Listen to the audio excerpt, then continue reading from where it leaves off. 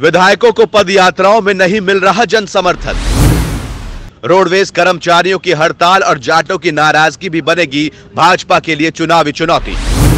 चुनावी नैया को पार लगाने के लिए भाजपा सरकार मीडिया को भी खुश करने में लगी है। हरियाणा में भाजपा सरकार ने 4 साल पूरे कर लिए हैं। पूरा सरकारी तंत्र लोगों के बीच में जाकर 4 साल की उपलब्धियां बताने में लग गया है। भाजपा के सत्ता में बैठे नेता ये बताने में लगे हैं कि वे दूसरे राजनीतिक दलों से किस तरह से अलग हैं। वे ये बताने में जुट गए हैं कि भाजपा शासन में विकास के कार्य बिना क्षेत्रीय भेदभाव के हुए।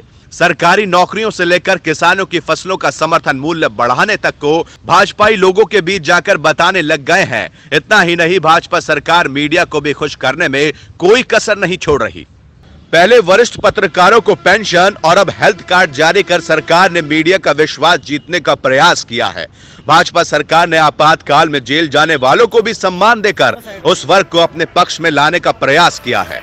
कहने का अर्थ यह है कि ऐसा कोई वर्ग नहीं जिसको भाजपा ने ना रिझाया हो, परंतु इन सब के बावजूद भी भाजपा के विधायक अंदर खाते भयभीत दिखाई दे रहे हैं।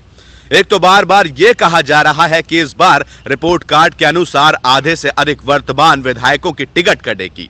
इससे बहुतेरे विधायकों में असुरक्षा की भावना आ गई है। इतना ही नहीं, पार्टी के नए फरमान ने तो विधायकों के जनाधार की पोल ही खोल कर रख दी।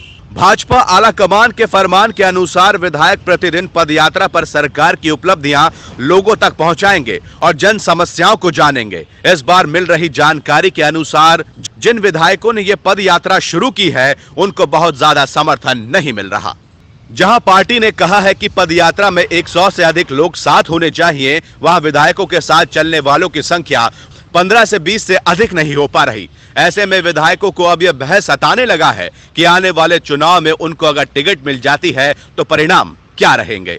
साथ ही चुनाव क्षेत्र में पदयात्री विधायकों को मतदाताओं का भी उत्साहवर्धक रिस्पांस नहीं मिल रहा। ऐसे में अब चर्चाएं यह भी चल पड़ी है कि 2014 के चुनाव में जो भाजपा प्रत्याशी दूसरे स्थान पर रहे हैं, उनको भी टिकट दिए जाने पर विचार किया जाएगा।